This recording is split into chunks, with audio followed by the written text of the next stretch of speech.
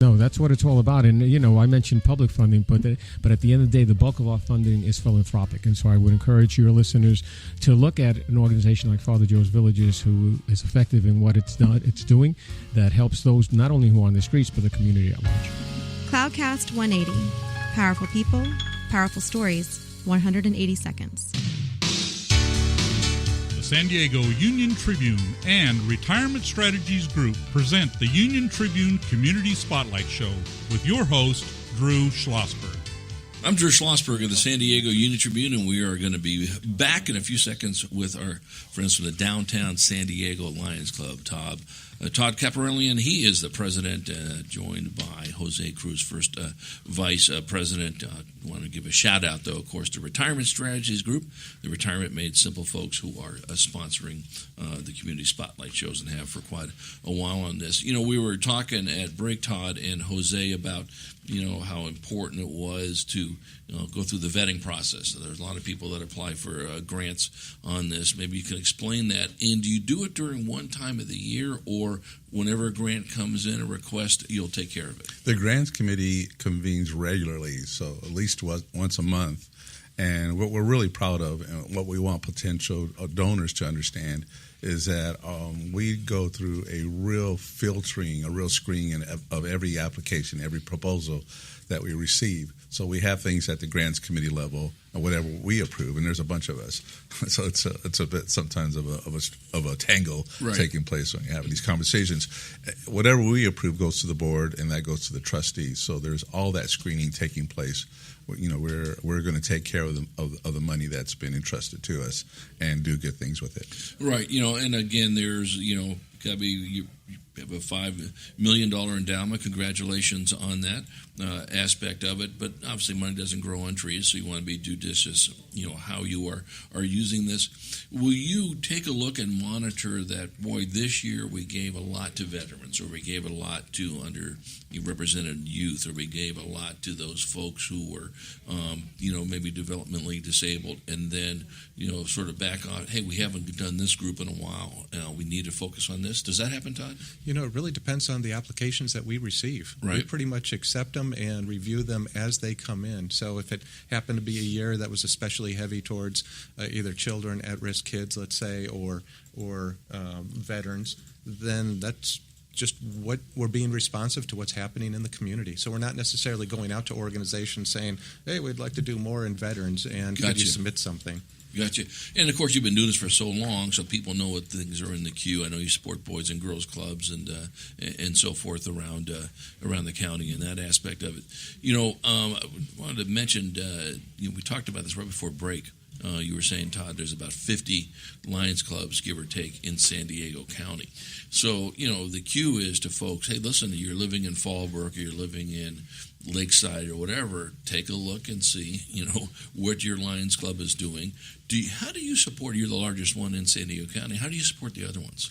Through a couple of years ago, we started a safari program where we go and visit some of the other clubs that our club actually sponsored. So like in La Mesa or in El Cajon, and it's a way of staying connected and really sharing our largesse with theirs, and just stimulating the environment and just the whole discourse about being of service, and knowing that what happens in the downtown area, which is where we're centered at, that it might be a different set of interests or needs, say in El Cajon or La Mesa or North County.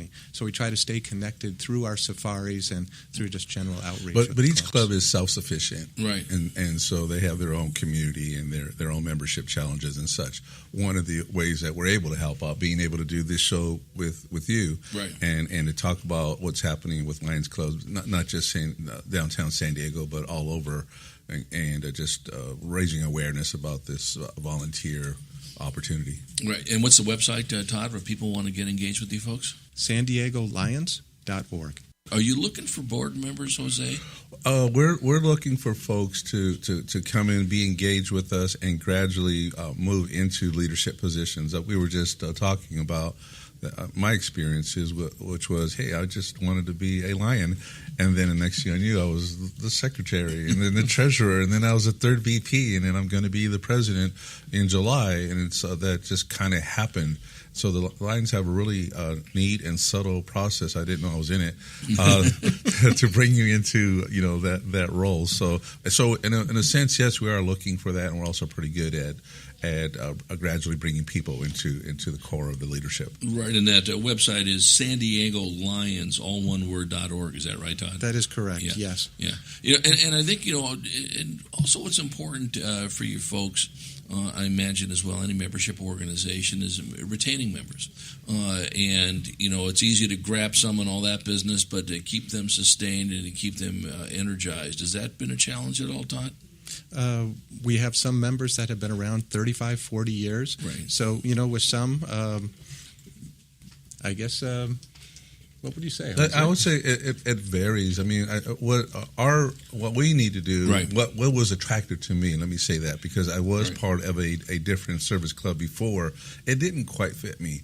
Right, I remember that. Right? Yeah. But with the Downtown San Diego Lions Club, I really felt like I belonged. I felt like people were welcoming. It just fit me, and I think it's important to us as current members to make people feel welcomed and engage them in such and share ownership. Yeah, we were chatting with Jose Cruz, who's the first vice president for the Downtown San Diego Lions Club, joined by the president, Todd Kaprielian. He's been the president. He's going to be coming off of that role. You'll stay on the board, though, Todd? Is there such a role as a past president, so to speak? Exactly. There's another 2 years. For somebody in the president track, you got a 6-year horizon. 3 years leading up to it. Gotcha. That makes sense, though, because then you're well seasoned and you certainly know what's going on, and you work with some of the other leadership on it. Exactly. We talked this also right before break, Todd, as well. Where do you see this the Lions Club and other service organizations maybe 10 years from now, 15 years from now going? So I see ourselves growing where we're addressing young people, right, and really starting to show them the value proposition of starting to think beyond yourself and how you can help and outreach into the community.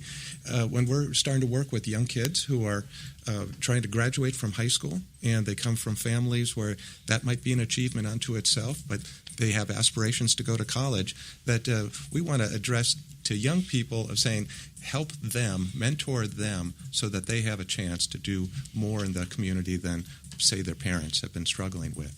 So it's that kind of bigger vision that it's more than just what your personal background is. Right. So, the core of what you do is downtown in that area, but obviously grants that you give out have a bigger, wider footprint and so forth on this, correct?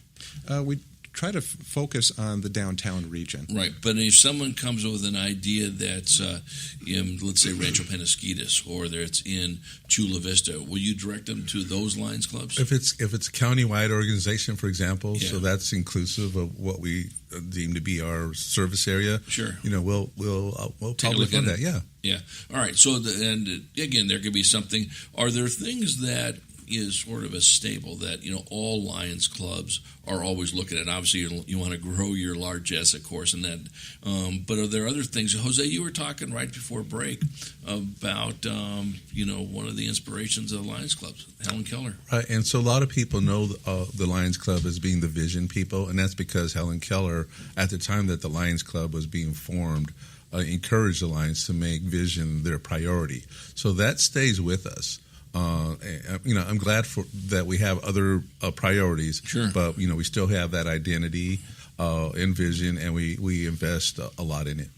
Right, exactly. And I think working with all the other different organizations that may be in the space of vision on this is something that's really good. I know there's a San Diego Center for the Blind, right, and you work closely with them. You bet we do. Yeah, I imagine so. And I think Dennis Smith is still involved with them, the former CEO also of the Council on Literacy and that aspect of it. Todd and Jose got about a minute and a half to go. Any final comments?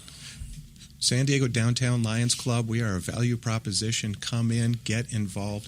There's a lot of opportunity to help people that are in need. One of the other things that has happened over time is that, somebody got in his head, we should do college scholarships for inner city schools, for kids that are really struggling. They're going to need a step up to go to college. All right, they garnered the support. We were able to start having a new institution. Somebody got it in their head that we need to do camp scholarships, so that's what we're doing now. So now the next question is, members can have new ideas and gain support, and it becomes a new element of what we do at Lions Club. So there's a lot of room for growth and really being responsive to the community. And why don't you shout out that website one more time? SanDiegoLions.org.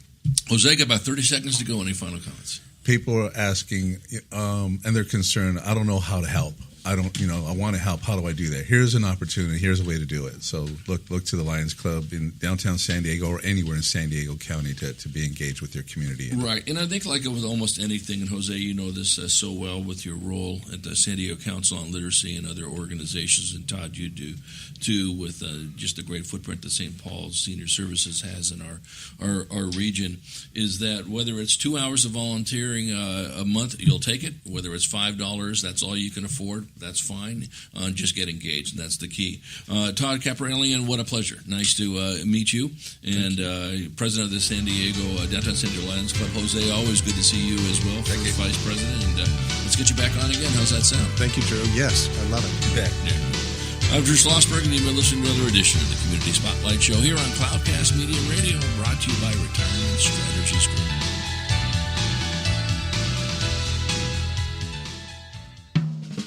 Thank you for listening to a podcast from Cloudcast Media, the digital media home for leading local brands.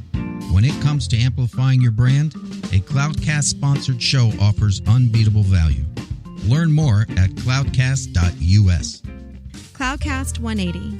Powerful people, powerful stories, 180 seconds. Welcome to Cloudcast 180, the 3-minute lightning round with changemakers here in San Diego. We're here with Ed Heiner, 20-year Navy SEAL, best-selling author, and education entrepreneur. Ed, welcome to the Cloudcast 180. Thanks for having me. Your book was called First Fast Fearless, so let's hit this fast and fearlessly. Real quick, you created a program to help change lives of high school students around the country. It's called SEALpreneurship. Tell our audience what it's all about. Well, it's about leading yourself. Getting a PhD in me, I teach kids how to take care of themselves and lead themselves first, and how to be their own entrepreneur, intrapreneur, if you will. Is it something you think public education is lacking, this concept of self-leadership? Absolutely. It's a mindset that kids don't get. My son doesn't get it in his school. The kids don't get it. It's something that, we're educating them, but to be mentally tough and be able to take charge of themselves and accountable for themselves is very unique. Okay. I've seen an overview of your curriculum, 23 evolutions, and you have a 23-minute podcast series. So what's up with 23? Chromosomes, right? It's all in all of us. We're all the same. 99.9% of everybody in this world is the same. And we use those chromosomes, 23 pairs, which was one of the concepts we teach as swim buddies, never be alone. Mm-hmm. Always work with someone else, collaborate, and be out there. Boy, that's a lesson for life for sure. Ed, you were in charge of basic and advanced training for the U.S. Navy SEALs, and I mentioned you're a 20-year SEAL. Tell our audience the greatest lesson from the SEALs that have changed you forever. Probably in the back of a helicopter one night in Iraq before I was getting ready to fly into an Al-Qaeda target, it dawned on me that when a pilot said, you have this many souls on board, it dawned on me that the opposite of fear is love. It's not else. I don't fight for what I hate in front of me. I fight for what's beside me and behind me that I love. Wow, it's a powerful concept. Wow. You've talked a lot about the blue-collar scholar as a concept. Fascinating. Tell our audience, what is the blue-collar scholar as it relates to your SEALpreneurship program? It's a mental concept where people take control. Don't outsource their life. Look, we're going to have people that are in white coats, suits and ties, doctors, PhDs. That's fine. Listen to that and learn your information from them. But eventually, you got to be that mechanic in your own life. You got to turn the wrench. This is happening. So basically, take control of your own life. Use what you can use from other people. Discard it. What you can't, and make that your own. Leadership is something that you do. It's you do with people, not to them. And one of the best forms of leadership I learned in the back of that helicopter is called MOM. Ed, Focus on mission, others, me. Mission, others, me. Ed, thank you for being here. This has been the Cloudcast 180.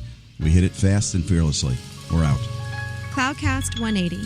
Powerful people, powerful stories, 180 seconds.